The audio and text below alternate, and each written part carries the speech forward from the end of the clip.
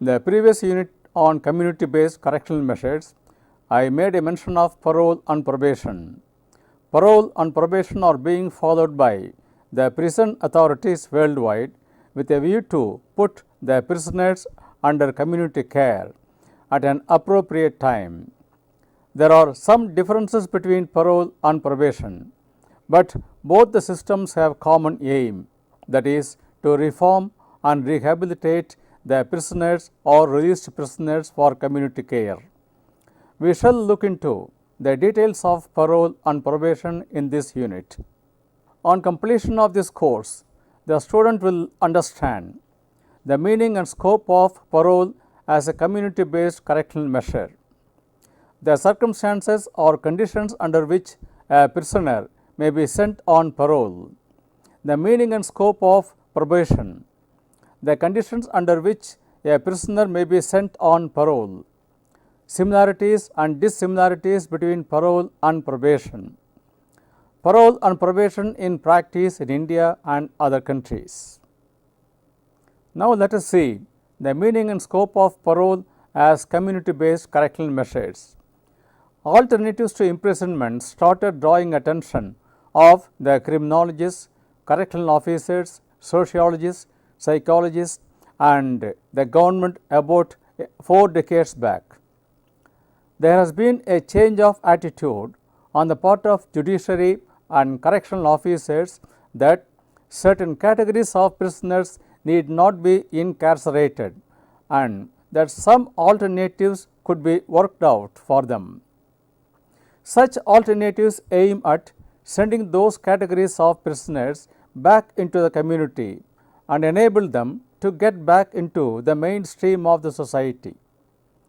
One such alternative is parole, which is known as premature release of the offenders under the rules laid down by the state governments. Generally, long-term prisoners are given this opportunity. The offender is placed under the guidance and supervision of parole officer. In short, it is a pre-term release. It may also be mid-term release with a view to enabling the prisoner to visit his family for a few days on important occasions. The system of parole is said to have originated in Ireland in 1870 when Walter Cloughton, a prison reformer, advocated the policy of tickets of leave be given to those who showed a change in attitude. Parole was used mostly with a view to reduce overcrowding in the prisons, but later it also proved to be a method of community based correction. Parole boards have been set up in many states to decide about the offenders to be sent on parole. Considering the increasing number of criminals and increasing crime trends, countries all over the world are faced with overcrowding in the prisons. Overcrowding in turn leads to many other problems such as prison riots, infight in the prisons, sometimes accommodation and other facilities which often result in prison epidemics. Parole provides an alternative to imprisonment of an offender for part of his imprisonment. Of late, parole is also considered to be a correctional measure to reform and rehabilitate the offender. Now, we will see the major features of parole. Generally, parole is decided by the parole board constituted in the prison. It is a function of the executive branch such as the prison authorities. Only selected prisoners are sent on parole. Such a selection depends on the behavior of the offender during the first part of his sentence period. Although the parolee is released from the prison, he is placed under the supervision and monitoring by a parole officer of the region. The prisoner sent on parole is required to sign a parole agreement in which certain conditions may be specified. If the parolee violates the conditions stated in the agreement, he may be sent back to prison. The parole board which decides to send a prisoner on parole has to prepare a case history of the parolee indicating the period of sentence, period of imprisonment till the award of parole, nature of offence he committed, his conduct and character, etc. Now, let us see the circumstances and conditions under which parole is permitted. The first and foremost condition is a prisoner who wants to avail himself of parole must put up an application to the parole board of the central prison where he is imprisoned. The parole application is perused by the board in the background of the applicant's term of sentence, period already served in the prison, and remaining period, his behavior and attitude, etc. The parole board consists of members drawn from correctional administration and from respectable sections of society. The prisoner who has applied for parole is then asked to sign a parole agreement which consists of the conditions to be observed by the applicant. These conditions may include the authority to whom the parolee should report when he is on parole, the area within which he should be confined, and the specific purpose for which he is given parole. Above all, if a prisoner wants to apply for parole, he should have evinced a good behavior in the period of his past imprisonment. Parole is normally given to a prisoner covering the last 1/4 of his sentence period. Now, we shall see the types of parole. Parole in practice is of two types. They are terminal parole or parole for premature release, mid-term parole or leave on parole. Terminal parole allows a prisoner to be released before the completion of his term of imprisonment on the basis of his good behavior during the period of his imprisonment. The parole board, which peruses the application of the prisoner for parole, grants a parole to him covering the last 1/4 of the period of sentence. The parolee is then placed under the supervision of a parole officer outside the prison. The period of parole ends automatically when the term of sentence ends. Thereafter, the parolee becomes a free citizen. Mid-term parole or leave on parole is yet another system which has come into practice during the last about 25 to 30 years. Mid-term parole is granted to the prisoners of all categories with long-term imprisonment except hardcore professionals and terrorists for paying a visit to his family to witness some celebrations like marriage or some events like death of a family member. Such mid-term parole is normally given for 2 to 3 days during the period of imprisonment. Once the purpose is over, the parolee is expected to come back to the prison. The aim of such mid-term parole is to enable the prisoner to be in touch with his family on important occasions. This is expected to make him feel normal because he gets an opportunity for renewing his family bondage. Family bondage is one important factor in the process of community-based correction. Now, we shall see the escorted parole and unescorted parole. Such mid-term parole or leave on parole may be escorted parole or unescorted parole. If it is escorted mid-term parole, the parolee is sent with an escort. This is done in the case of a prisoner who has committed serious offence like murder. The escort is meant not only for restraining the parolee from resorting to any further criminal activity like taking vengeance upon somebody, but also as a measure of safeguarding the life of the parolee from any unlawful attack by his enemies.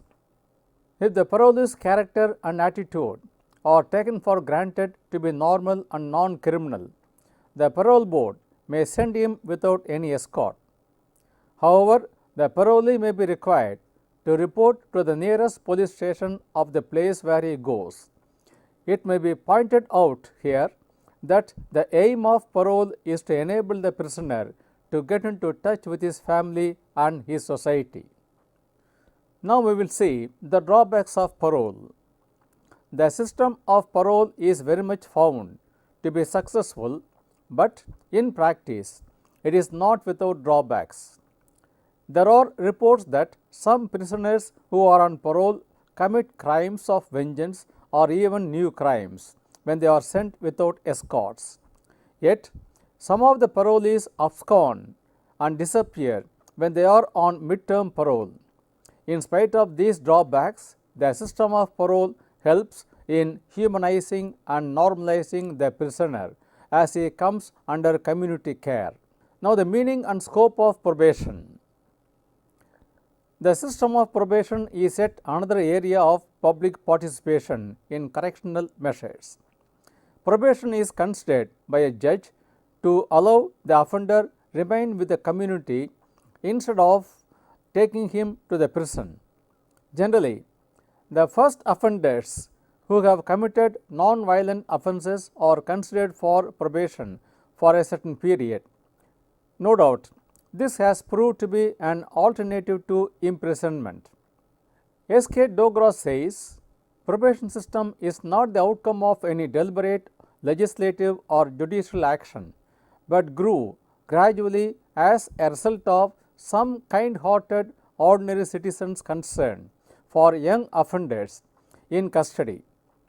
Probation has now become an important component of the criminal justice system of all the countries, especially those which are faced with overcrowding in the prison. The term probation is used not only in relation to correctional administration, but also in connection with new appointments in the organized sectors. For example, when a person is appointed to a vacancy in an organization, public or private, he or she is required to undergo 1 or 2 years of probationary period, and after successful completion of the probation period, the individual's appointments is confirmed. This implies that if the management of the organization finds something wrong with the individual, his or her appointment may be terminated with or without any notice. The same logic applies to the offender who is given probation by the court. The objectives of probation system are to reduce overcrowding in prison and put the prison administration at ease, to economize the resources which are used for prisoners, to avoid as far as possible construction of additional building with security arrangements for prisons. Since the policy of probation is applied only to young first offenders who have committed minor and less serious offences, the court may decide to put the offender under the care of the community instead of putting him in the prison. From criminological and sociological points of view, it is better to avoid sending the first offenders and minor offenders to prison, because they could be easily groomed into mature criminals by the professionals and habitual offenders. The community from where the offender came is also expected to share the responsibility of reforming and rehabilitating the offender. Now, let us see the conditions of probation. A person less than 21 years of age and found guilty under sections 379 or 380 or 381 or 404 or 420 of the Indian Penal Code may be considered for probationary release by the court concerned. All these sections of IPC mean less serious and minor offences. The life history of the offender is given due consideration by the court, which tries to see a consistent good conduct and behavior on the part of the offender. The offender is required to sign a bond wherein the conditions of probation are stated. The court awarding probation to an offender may or may not insist on sureties for the probationer. If sureties are insisted by the court, they become sureties for the conduct and behavior of the probationer. Generally, every probationer is placed under a government appointed probationary officer who certifies for the conduct of the probationer. The court which awards probation to an offender for a certain period may also order the offender to pay a certain fine to the victim of the crime or to the state for any damage caused therein. Now, let us see the differences between the parole and probation. The two terms parole and probation are often causing confusion among the people concerned. The two terms are used overlappingly on each other. Now, we shall see the similarities and dissimilarities between parole and probation. The similarities: both parole and probation are subsystems of correctional administration. Both parole and probation aim at rehabilitation of the offenders through treatment and reform under community care. Both the systems help to reduce prison overcrowding. Both the systems have well laid out rules which must be obeyed. Violation of the rules would amount to putting the offender in the prison back. Now, the dissimilarities: parole is used to release a person already in prison before the end of the term of imprisonment or in the middle of the term of imprisonment, while probation is meant to keep the offender out of prison. Parole is decided by the parole board of the correctional administration, while probation is decided by the judiciary. Granting parole is an administrative function, since the offender is under correctional authorities, while awarding probation is a judicial function, since the offender is still under the supervision of the court. Eligibility conditions of parole and probation differ from each other. Generally, the policy of parole is applied to not only young offenders, but also others who are serving a long term of imprisonment. But the policy of probation is applied only to young first offenders below the age of 18. In the case of parole, the interim parole is generally allowed only for a few days, wherein in the case of probation, the period allowed is equal to the period of imprisonment. The period of probation is generally longer than the period of parole. Now, we come to the practice of parole in India. The practice of parole in India is almost the same as in many other countries. In India, prison reforms did not emerge out of any social movement, but they were the outcomes of the worst conditions which prevailed before independence. Parole is decided by the chief executive of correctional administration, who has the right to commute or suspend sentences imposed by the court. The parole system consists of three components or agencies. They are parole board, the investigating officer, and the parole supervisors. The system and practice of parole needs a close coordination of these three categories. In practice, however, parole laws are very tough in India because of the fact that many parolees either escape or abscond or overstay their parole periods. The Indian jail laws state the conditions under which a prisoner may be released on parole.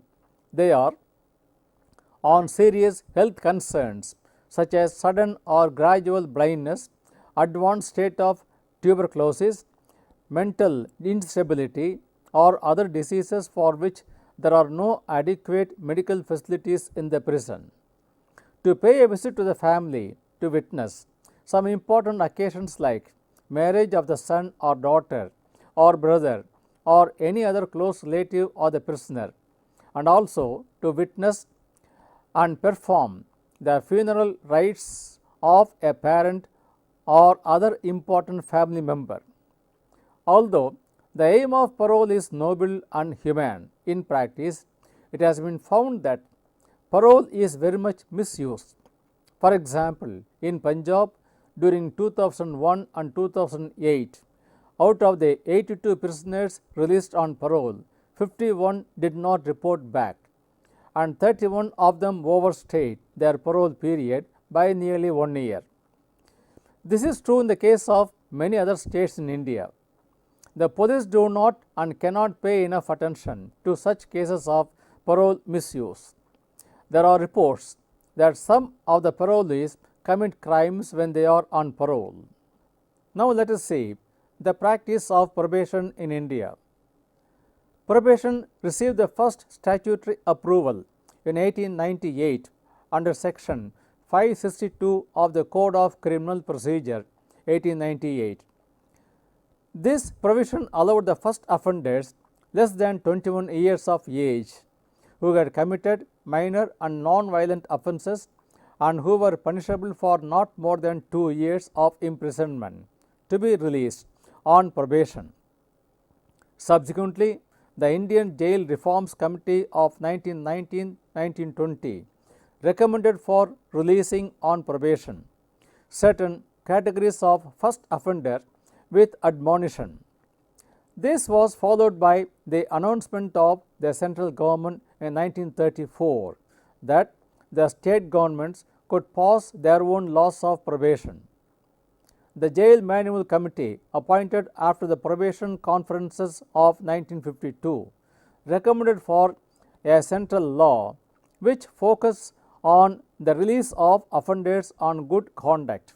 This in turn resulted in the passing of the Probation of Offenders Act of 1958.